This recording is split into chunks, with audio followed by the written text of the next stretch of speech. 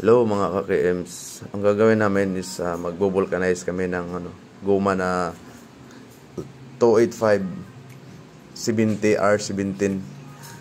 So kasi na-puncture yung gulong niya ng yung pako yata yun o nail cutter yata. Tapos yan. So pagkatapos vulcanize niyan,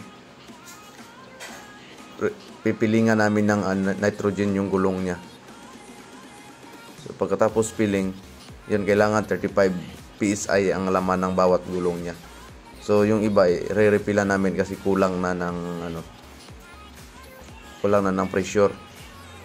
So, ang kagandahan kasi ng nitrogen guys is bigger molecules than the air. Yan, galing dyan sa compressor, papasok yan dito sa nitrogen.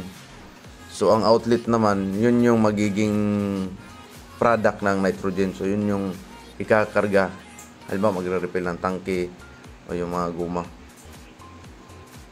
So, ang kagandahan kasi ng nitrogen is yung performance niya sa gulong, hindi nag-iinit kasi malamig ang nitrogen.